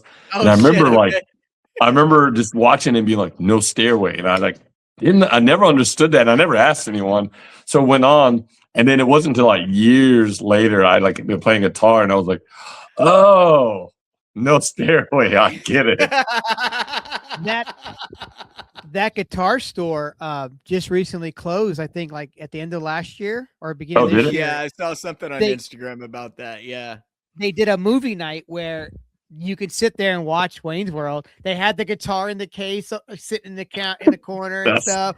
Like it was amazing. Really cool to see that. Yeah, that's amazing. Yeah, Wayne and Garth. All right, nice. Yeah, I dig that. That I came up with that one like shit, probably 5 minutes before the episode tonight. So I'm really proud of that question right there. Yeah, that's good. I like it. Yeah. All right, then since you would say Wayne's World, then what? Spinal Tap or Wayne's World, the movie? Oh. I would have asked the question if you didn't say Wayne's World. Probably Spinal Tap. Probably Spinal Tap. Cleveland! For sure. Yeah. Hello, Cleveland. I didn't even I don't think I know I didn't realize like they were like an actual band and then I saw the performance on Saturday Night Live and all this stuff. I was like, wait, what? How did I miss all that? It was amazing. Yeah. It was amazing. Yeah.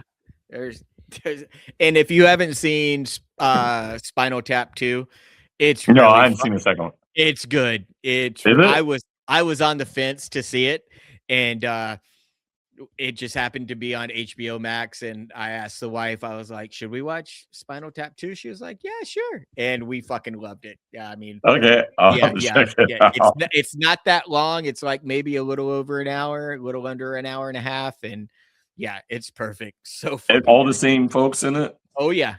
Okay. Yeah. Some of the characters that come from the first one that are still with us. Yeah. They make cameos for sure. So. Oh, hold on 1 second. Let me grab my charger real quick. Oh. In the band and like your active band, and it's hard to do those commitments sometimes. I mean, I remember I was on the road and my mom had to have a heart surgery and I had to fly home, and it was cool. We were making money, but not enough. And we were on tour with MC Chris, and he was like really awesome. He paid for me to fly home and then fly back to finish out the tour. I think I saw MC Chris one time. He played at Rocket Town in Nashville, but I can't remember who he played with. Because I always forget when I say I saw him, but then I saw Reggie in the Full Effects, and they opened up for Newfound Glory. But I always want to say that MC Chris opened up for Newfound Glory, but it's not. It's Reggie in the Full Effect that did. Okay, nice. That was a fun show too. That was the dude from Get Up Kids, right? I can't remember. I think so. I don't. The key player for Get Up Kids, maybe. Yeah. I don't know that answer. I will have to check my records, Cotton. Sorry about that. No worries. And you're talking about MC Chris? No, Reggie in the Full Effect. Oh, okay. Dude, I didn't. Oh yeah, definitely not MC Chris. Yeah. MC Chris is MCP fan, so. I'm MC P-Pants. I got that thing valid. Yes. Casitos. He was Oh, a man. good I kid. want candy. I gotta tell you this story, man. I gotta tell you this real quick. So we're in what's called Pikeville, North Carolina. But if you're from there, you call it Pikeville. And so I have this friend named Jimmy who's a big fan of our band. And Jimmy's two favorite artists is Nirvana and Tupac.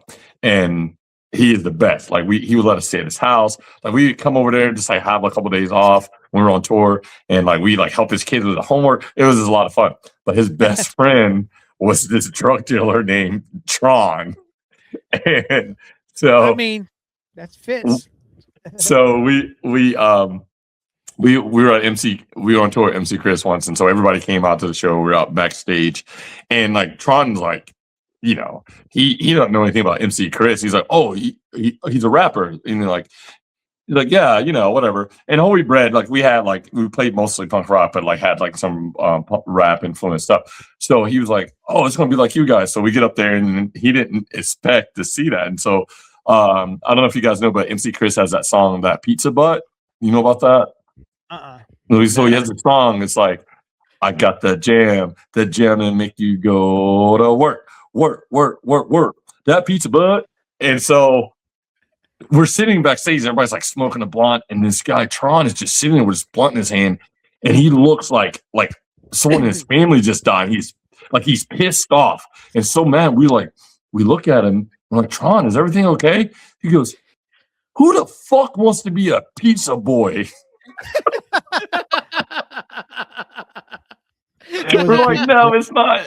That's not what he's said. But like, it was like the audacity that he had to make a song about wanting to be a pizza boy. He was so pissed off. It was like the oddest thing. That's amazing. Didn't MC Chris release like some children's albums years ago? Oh man, he may have. I don't know. I hadn't really kept up with him or talked to him, and like I think we said what's up like a few years ago, but I'm not sure. He may have. I know he went through like a pretty like nasty divorce that was pretty public and stuff. So I know it sucks, but yeah, life again. Yeah. But life is life, and life, Yeah. life, man. But yeah. So what's the plans this year for Flag on Fire? So we signed with Felony Records, and then we got our album in the punk rock museum in Vegas. So right now we're just trying to figure out how to get more marketing for the record, and then trying to work around all of our busy lives to be able to like play more shows and like maybe do some more fests and stuff, and kind of like grow the band's name so that like we can start doing more shows, and like, you know, it's not about money, but like lucrative shows so that we can actually do it, and you know, become more like Weekend Warrior, like we were kind of doing before. We kind of like fell off of that just because we were trying to focus on this record and stuff, and just and then hopefully not wait another, like, I don't know how long it took us, like 7 years to record this record. Hopefully we will be starting to record the next record by the end of this year, if not before. So that's the goal.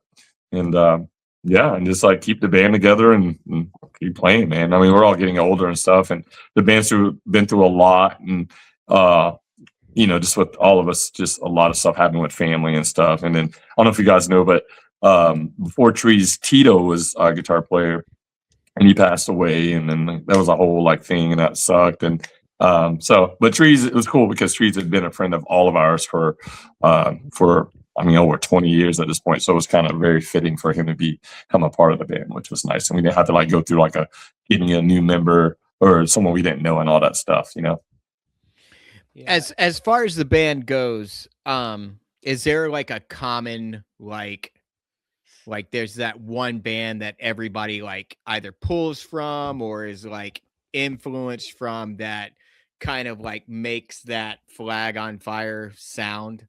Because Oh, sorry. Go ahead. No, it's like when I was listening to you guys, you know, it's like one band popped into my head. It was like, oh my God, they got to be influenced by these guys.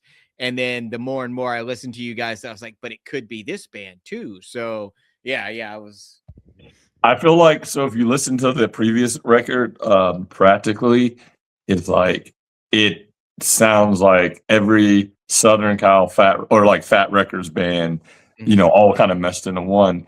But like, I feel like each song sounded like that, right? But with this album, I feel like all of us like so many different things, but some of us like the same thing. Like, probably honestly one of my favorite bands. Well, no, definitely one of my favorite bands is Thrice. And Trees loves Thrice as much as I do. And there's definitely like 2 songs on the record that are like that we feel like is very Thrice influenced. nice. And then, you know, Bo, it's definitely more like old school. Like, it's funny if you listen to the song, The Argument, that song was a straight up like just kind of like old school thrash punk song when we first started. And then we like, every song has kind of been like that though. We just took and we're like, all right, we want to try this. Who cares what it sounds like? It doesn't sound like. And then we want to explode it. So it went from being this like very raw thrash song to being kind of like very like, I feel like the breakdown in that song is kind of like almost a little like radio rockish in the way that it grooves and stuff. So yeah, I think we decided that we weren't gonna like pigeonhole ourselves on like, well, this sounds like this, so let's just keep going that way. Yeah. We tried to like in a few of the songs, I feel like it kind of like went off in a different direction than from what it started, or like, you know, One for the Trees is very much, as a matter of fact, we wrote the song and Trees actually came with that riff and whatever, but it sounded too much like Propaganda. And so we had to like, we didn't want to lose it, but we like, okay, we love Propaganda, but we got to like change some things around. Well, you know, I mean, you want to pay homage to all these bands, but you don't want them to be like, oh, we're just trying to like use you to make our music, and you know. No, it's like I can definitely hear that, you know, that SoCal sound, because I heard hints of Pulley, I heard hints of Strung Out, and I don't know if it was just like the vocal pattern or whatever, but I heard some No Use for a Name. Oh, 100%. Yeah, I mean, it was cool. It's like, you know, it's like, because a lot of people, you were like, yeah, it's like a SoCal sound, and it's like, you know, well, are you Pennywise or you No Effects? You know, it's like, no, there's so many other bands. You know, it's like, so it's like I heard that Pulley, and I was just like, oh yeah, that was another thing that just made me dive in, you know, into the songs even more, and not pay attention to my fucking job and pay more attention what was coming out of one earbud. So I thank you for that. And that's awesome. I mean, it's because fucking music keeps me sane and keeps me sane at work. 100%. And especially when it's good shit like you guys. So dude, thank you very much. Thank you very much. Like really enjoyed listening to you guys for sure. You know, I was going to say we recorded with Paul Lipinski, and Paul like started a studio here called Hole of the Pigeon, which is like every band from Jacksonville, from like Yellow Card, Evergreen Terrace, Inspection 12. You know, that's where everybody recorded when we were like 15, 16, 17 years old. And so then he moved out to LA for a while and all stuff. So he came back, and he, you know, we went in and we're like, look, I know you can get that really polished sound, but we want to make this raw, but like, you know, great. And he was like, well, I remember he said, don't worry, I'm going to make you sound like the best guitar player that there is. Fair enough, whatever. But without being too, you know, we didn't want to push that envelope. We wanted it to be like a rock album, like where it's raw enough that like it can be like respected, but like not that like polished thing, I guess. And I feel like listening to it, we feel like we achieved it.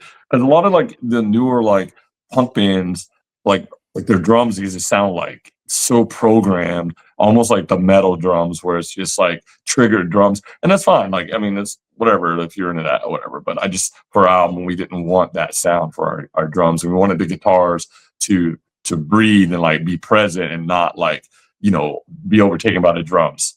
Yeah, for sure. Yeah.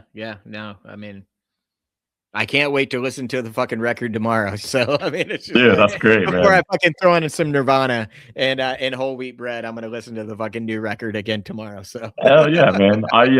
Sometimes I listen to the record like a lot still, and I'm like, God, man, we did this. Like we went in because I remember when those songs were and how terrible they were. And I'll tell you, when we went to the studio and recorded, prior to that we cannot play the songs right at all. It's just horrible, and I'm like, we're never gonna get this.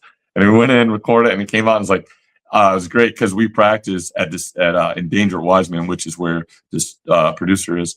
But he came out and was like, man, you guys sound like the record. And I thought you were playing a record out here. I was like, oh my God, that's what you want to hear. Yeah, for sure, man. Yeah, that's what's up. Heck yeah. Yeah. We Whole Wheat Bread actually almost signed to Fat Records multiple times. Just never worked out. We were like, there's all this stuff. We were always like, oh, we're going to sign to Fat Records. Oh, we're going to sign to Sony. Oh, we're going to sign to Universal. And like, we'd have these talks and do these showcases and all this stuff. Ultimately, it never worked out. But Fat Mike, I love the story, but they came, NoFX came. This was probably, like 12 years ago or something now. But NoFX came and they played at this place called The Landing. And so we hit him up and like, yeah, come backstage and hang out. So we were there, and I see Fat Mike, and this is after they had signed Poor Habit, and so I was like, all right, Mike, look, man, Holy Bread, we finally got our shit together. You signed Poor Habit. You might as well go ahead and sign us now. There's two black guys in that band, and he looks at me and goes, what do you think this is? Affirmative action? Oh, fuck. God damn it, Mike. But it's like in the best sincere way. Like, I've heard people say things about Fat Mike, like, oh, he's been nothing but like this, like from the moment I met him, he was always awesome. He was always really awesome and this like genuine person with a like hilarious personality. Yeah. I mean, you either love him or you hate him, man. I mean, that's fat. That's fatty, for sure. Yeah, for sure. For sure. Well, on that note, I guess it's time to say goodbye, guys. Wait. Uh-oh. Did you ask the question from the previous band? Yeah, I did. You did? You asked one of them, and you didn't even know you asked it. Oh shit! All right. Well, did we get a the other one is this is the questions that we're going to ask. They're from our last band. They were called Adios Fatso. Okay. But what we do is we'll from ask Boston, Mass. Check them out. Really good. We ask the current guest 2 questions for the next guest, and then we keep going. So the question that Eric had asked, it got to this, but one band you didn't like, but you like now, and you said against me, Domino's Pizza or Pizza Hut? Yeah, that's. Oh. You have to pick what year are we talking? Yeah, I know, right? If this is like 80s, if this is 80s, 90s, definitely Pizza Hut. Yeah. Okay. All right. Now I might have to go ahead and choose Domino's, I guess. I don't know. I'm kind of getting back into pizza. I wasn't like the biggest pizza person for a while. Then I went back to New York and I was like, oh God, pizza is great. Yeah. And then now, you just start chasing. But I mean, we got some good spots around there. I'm not gonna lie. There's a woman there's a pizza page, and I see these videos often. And Eric actually showed me one today, and every time I see this pizza, this woman makes me want to go get a pizza. So, yeah, that's all. Hey, it brings people in. I guarantee you. Not so much pizza, but like there's a guy, Jordan the Stallion. I don't know if you know who he is, but he sees. He's great. I love him. Oh, dude, he makes me want to eat all this stuff. And like the throwing of the glasses is the best. Oh my God. I think he's 28 years old. I saw. Is he really? I went down and the hole on him and stuff. And but yeah, and all the stuff he like when he was in Japan and he goes, they said they got the best sushi here, and he goes to 7-Eleven and try, because in Japan 7-Eleven food is like great food. But, there's a spot here called Urban Vietnamese, and the guy he wants to turn his he does like pho now, but that's what he's trying to do here is make it more like actual Japan, where like it's like a set grab and go kind of thing, but like in Japan. Nice. What about just naming the rest? I know it's been said and done before, but I'm going to say it. Why can't we just get one called Pho King? we Pho actually have one here in Jacksonville. And we have that, and we also have Pho 99. Nice. Did you know they were going to name Pac-Man Puckman? But no, I did not. They were afraid of vandalizing. The people would vandalize the F and make it say "fuck man." So wait, really? Yeah, it's true, and that's why it's called Pac-Man. No way! Just I never like knew that. The original Simon wasn't the original Simon. Simon stole their idea from a little company called Atari. Atari had 2 years previous a unit that looked just like this, square. Okay. And it said "touch me," and it had the same colors and the same thing with the big Atari logo. It was a handheld too, just like But yeah, and it was called "Touch Me." Yeah, it was. I would rather. I don't think the marketing for Atari or marketing on that probably wasn't a great because like some kid like, "Mom, where's Touch Me?" Are you looking for it? Well, I guess Simon's not any better because Simon is like a fucking like an imaginary friend. Yeah. But if you had Simon and Touch Me together, you're really screwed. And it's crazy. We have Tickle Me Elmo. It's pretty crazy the things we have in life, like the story that we got is not the actual story. I mean, I'm even dating back to like the television. I remember it's been a while, but I remember watching that whole development and the sciences that originally created it was stolen from, and it's I mean, it happens. It's happened to the black man for a long time. Okay, no, no, but seriously, that was a dark humor joke. But I mean, so many things in life is like that. It's just I don't know. Like Nintendo, I didn't realize it was around for over 100 years. Was it really? Nintendo started in 1886. Wait, what? Say. You're full of shit. Now I've never heard that. Look it up. Apparently, the gummy has entered its realm. No. It's just all right. Well, 2 questions you can that we can ask our next guest from you. Okay. What is your favorite time slot to play? Ooh. All right, I'm gonna answer mine. And why? The middle. Yeah, second, always. That's just I think that's just the prime time, But how do you feel about? And then I'll answer after I ask. Local bands, should they headline show? Should they headline those shows for the out of town band? It depends on the level of the out of town band, and probably not. But it just depends. Like some cities are weird. I've been in weird cities where that seems asinine. You get there and it's like, oh yeah, that band should have definitely headlined this show. That's weird. Yeah, I had I booked a Lost for Words here, and they headlined, and they're a bigger draw. They and talk about Nashville. Their singer lives in Nashville now. Okay. But my buddy had a band called My Friend the Ghost. And he's like, bro, they should have headlined the show because it was packed. They had all the girls, and you know how it is when they get done playing, people just leave because they're just there to see those bands, or the openers. I'm like, they're like, yeah, they should have headlined. They were badass. They had there was a good turnout and stuff. I'm like, yeah, that's my fault. Sorry. Yeah, I mean, I feel like that's like a rare thing.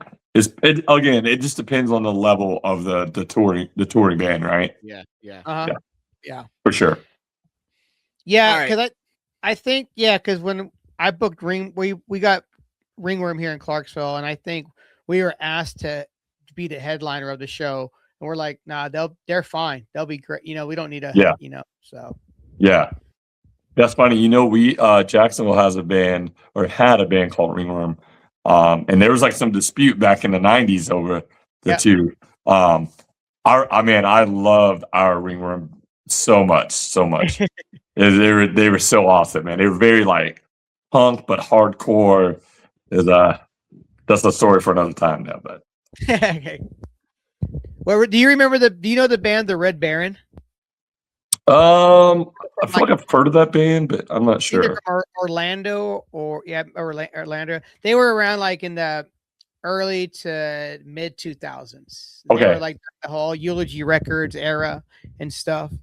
Okay. What's your other question? Oh, my other question is, oh man. Oh wow. I thought I had another question loaded and ready to go. But I would say, what is your favorite question to be asked on a podcast? Nice. Oh. And what's your favorite question that you get tired of talking or answering on a podcast? No, we try not to do that here. We try not to do that here. We try just to talk trash and do whatever. But with that being said, we'll tell everybody where they can find you if they're still here. Yeah, anyone's here. You can find me on Will Effin Frazier on Instagram. Flag on Fire Official is our band.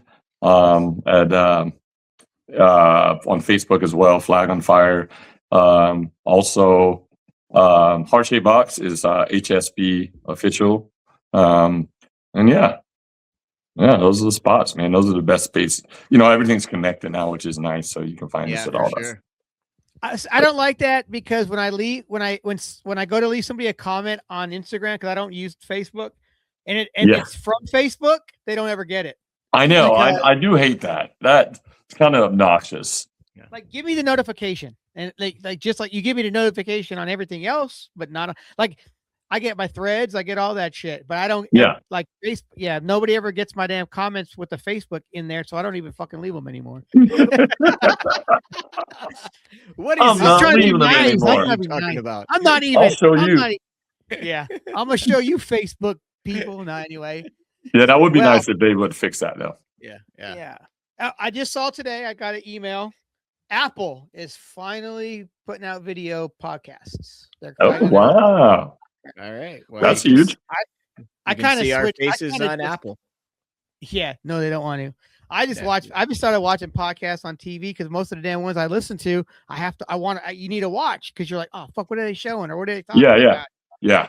So for sure. I haven't done this in a while. I'm about to piss Eric off. God damn it. And after I answer this question, I'm ending the episode so Eric can't say nothing. But Will is a hot dog, a sandwich. No, it's a hot dog. Thank you, Will. I want to know why do they sell it as a hot dog when it's not hot yet? Get out. I asked somebody this at work today, and they were like, "Well, because it's gonna get hot later." I was like, "Why would it call them wieners?" And then she just rolled her eyes and walked away. Y'all, everybody's still listening. Check out Will's band. You're freaking amazing. Flag on Fire. Will, thank you so much for joining us tonight, man. Thank you guys. And keep it up. Yes. Thanks, man. Oh shit. In the box. Oh wait, wrong band. Sorry, I was gonna sing Nirvana, but that was Nirvana, Alice in Chains, Pearl Jam. Where did Eric go? Whoa, there's Eric. So anyway, another fucking super rad episode, bro. Dude, I want to go have beers with Will.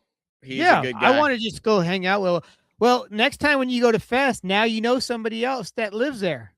What? No, he'll be at Fest. He's in Jacksonville.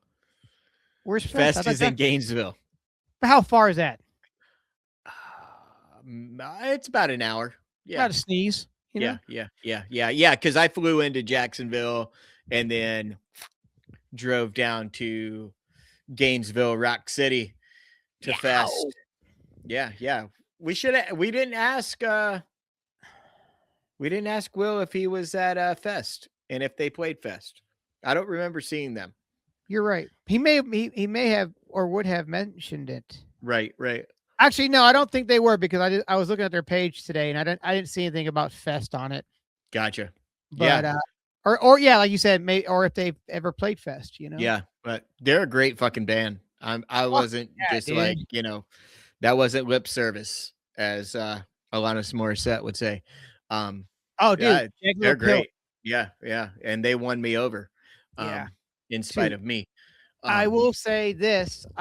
Just looking at like the Flag on Fire page, all his pages, he's very active in doing videos and putting videos up. It's cool. Like, all right, cool. You see, he's like, it's like, I guess he's the face of the band now. I guess you would say. Well, I mean, he's a cool cat. It's a handsome face.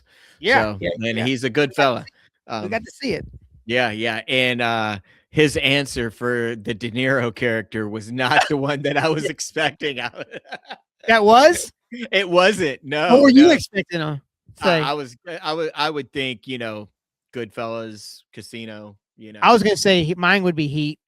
Oh, Heat, yeah, that too. Oh, god damn, that's a great movie. Dude, the cast of that fucking movie. I heard, you know, the rumor on the streets are that Robert and Al didn't shoot their scene in the cafe together because they don't like each other that much, that one just talked to nobody and the other buddy just talked, you know, they just wow. Yeah. Huh. Yeah. But when you're Robert De Niro and Al Pacino, you do the fuck you want. Well, who do you got? Do you got De Niro or do you got Pacino? Oh man. I'm going with Pacino all day. De Niro all day, baby. Yep. Yeah. De Niro all day. For sure. Yeah, because why? Not that I don't love Pacino, but I just why? I don't know. I just movie, not a certain movie. I just have a more of a draw to Robert De Niro than I do Al Pacino for sure. He's done I just know something about Al Pacino, you know, I don't know, it's just his name, you know. I know that's not how he does it. But also too, man, I've watched Scarface about as many times that I've watched fucking Willy Wonka and Grease and fucking, you know, so I know that movie, you know, and then they released, you know, whatever. So but for sure. All right. Well, as well, whatever. Well, that might have to be a 7 with 7 question for next week's episode, Pacino or De Niro. So I think I had that floating in my head for a while, and tonight when I was writing the questions down, I was just like, I forgot about that one. But the De Niro movie did come up. So that was it was a great episode, man. I mean, I had a Nirvana question to ask Adios Fatso, which I could have asked to Will, and it's basically, you know, you see those clips going around where they said Nirvana would purposely fuck up like Smells Like Teen Spirit or something because they didn't want the crowd to always hear it. They didn't want them to hear it perfect. Yeah. I was like, okay, whatever. I mean, fuck. That's fine, but I mean, Counting Crows, I've seen them do like a version of Mr. Jones, which is not the radio version of Mr. Jones, and I hate it. Yeah. Oh no, they didn't change it. They would just do a fucking wrong part here. Oh, okay. Gotcha. Yeah. But I've seen Counting Crows, like not like live, but seen like a version of, you know, it's like Mr. Jones, do up, you know, it's just like scat. Yeah, but it's like, just do the fucking song the way we want to hear it, you know. It's like, who have you seen the most as far as bands? Yeah, bands, artists, whatever. Not counting Warped Tour as seeing bands, I would say Iron Maiden. Oh, okay. How many times have you seen Maiden? I think when we go see him in August or September, this will be either number 7 or number 8. I think it's wild when you see fucking people that've seen like Metallica, you know, 1,300 times. I've seen, you know, they travel. I'm like, man, that's dedicated. Because I would travel this. I mean, if I could feasibly do it, I would like I would follow Maiden from city to city.